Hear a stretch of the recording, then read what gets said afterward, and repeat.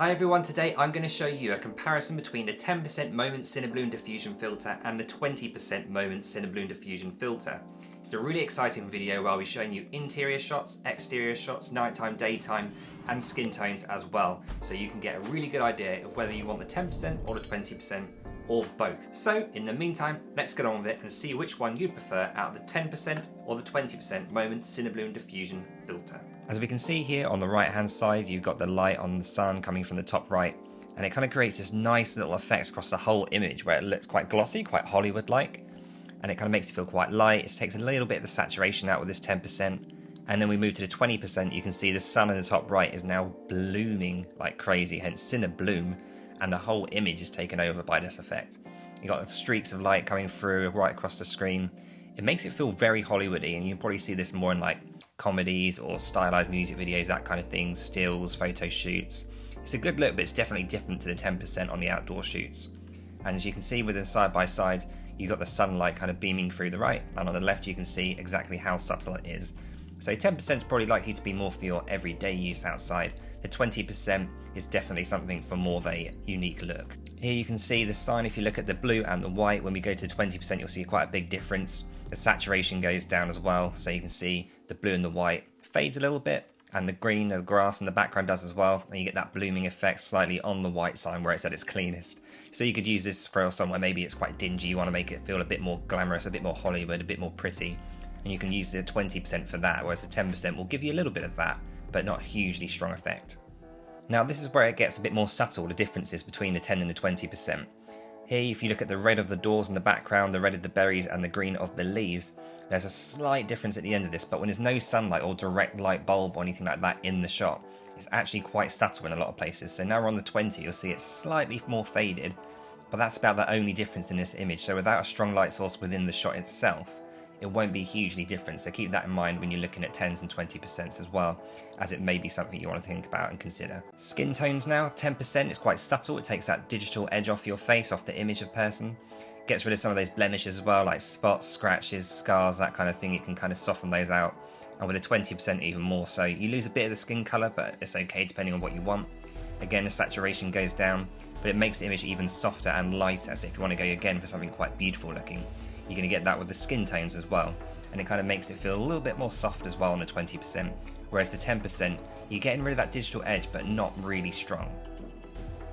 This is where it really comes into its own as well. I think the 10% indoors in bright sunlight, but in sort of the shaded area of a room, it can look really beautiful, really subtle, and the skin can look perfect with this. It's really kind of a nice little touch to add onto your screen and add over your lens. And with the 20%, again you lose that kind of colouring on the curtains, and the face becomes much softer. It actually becomes a bit darker as well, because you're losing a bit of the colour. It feels like it's a darker image as well. And seeing them side by side, you can see the difference here where it's a bit dark on the right. On the left, you've got a bit more of the red tint to my skin there, so you can see that coming through a lot more on the 10%, whereas the 20% kind of evens that out. If you look at the leaves at the top of this picture, this is where you'll see the biggest difference, as well as the light on the sun from the right hand side behind the clouds. You'll see this kind of effect a lot if you look back at 90s kind of comedies and things like that. It's so cinematic back in those days and used so much. Again, this is great for stills, if you want to use it on DSLR cameras, that kind of thing, as well as smartphones like I'm doing. And you get much more of that kind of glossy glow and bloom effect with the 20%. Even though it's a 10% difference in writing, it's actually quite a big difference in sight. So you can see side by side, you're getting a very different image from right to left, and it really depends on what kind of project you're making, what kind of actor or model that you've got in front of the camera as well. You can adjust and use both lenses if you need to. Moving on to nighttime shots, you can see with the bright colours of that M&M store on the right hand side, it kind of blooms quite nicely, and nighttime shots are so good with these Cinebloom Diffusion filters. You can see it kind of brightens out the colours and makes it feel a bit more glossy. With the 20%, again it's carrying on that theme of the bloom getting much bigger, and it adds quite an otherworldly effect as well. If you want to create something that's quite dreamlike, the 20% is really good for that. You'll find that you can get something very different to your average kind of film or shot. It gives you a very unique kind of perspective and look on just about anything that you get in front of the camera as well. This is one of my favourite shots of the whole reel. So we got this blooming light on the top left of that stall. You can see it's quite nice, quite subtle, and this is something you'd expect to see maybe in more of a sort of professional high budget film. And that's one of the things that's great about these filters. It adds sort of production value to what you're making for not a lot of money as well. The 20% again makes it more feel glossy in Hollywood, and these cost about, I think, $50 as well each. So it's really not a lot of money to get something that's going to make your films or shoots look really professional and stand out.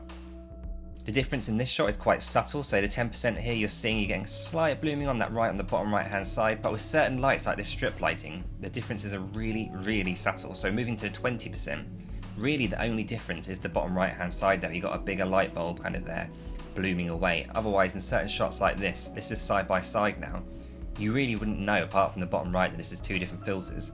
So depending on what kind of shoot you're doing, what kind of lighting you're using, that will affect which one you need. Again, this is an example with this big green lit up tree. It's very bright, very colourful, it stands out a mile. With the 10%, you're getting that reflection on the bottom right hand side. When it goes to 20%, you're getting a darker reflection there. So again, because you're losing that saturation in reflections, you're actually going to lose a little bit of that definition and that brightness as well.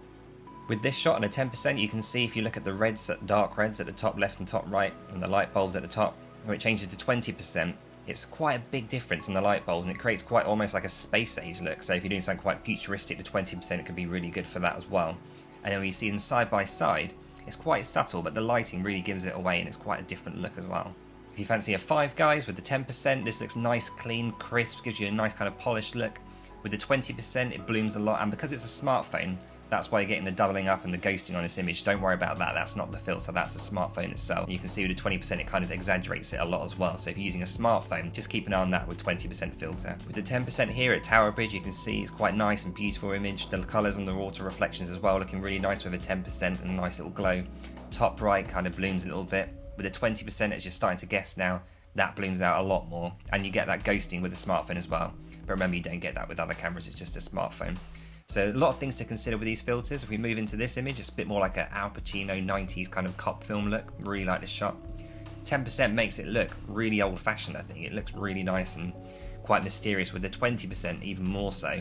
It almost looks like it could be a bit misty, a bit foggy, so for shoots and stuff like that. With the 20%, it can feel a bit more misty, almost foggy, so if you want to have quite a mysterious, kind of almost sinister look to something, a 20% could be good for that as well, a nice strong look. You can see the differences here. It's quite subtle. When there's bright colours like this is a really good one to look at. Look at the string of lights on the left-hand side, as well as the green tree and all the different colours, the reflections in the water. When you've got bright colours, this really blooms out on the 20%. It looks stunning, so if you want to create something that's really fun, got a lot of pop to it, then a 20% for something like this, the nighttime shot, is where it's really going to come into its own, as well as a glossy daytime kind of shot. Side by side here you can see the subtle changes, and with the green tree it's actually quite a big change there, and it can create quite a pop feel, so if you want to do something quite funky, maybe 20% is more what you want. So for me personally, the 10% is clearly an everyday use. It's something that I will literally use for all my short films now. It's going to be a nice subtle kind of touch to take that digital edge off your image. And the 20% is something I'll be using for, music videos, really strong looks, like a Hollywood vibe, something like that, where you want to maybe romanticize something a lot more. And you can use both for different situations, probably not in the same project, but it's all down to you. So if you do want to buy any of these, like I said, I have a link in the description below where I do make a small profit from that. I'd really appreciate it if you want to buy these, if you use that, as I don't make any money otherwise, and it helps me keep making these videos. So if you want to ask any questions, hit the comments down below. Do give this video a like, it helps with the algorithm and all that kind of stuff. Really appreciate it, and thanks for sticking around to watch. Take care, see you on the next one. Bye.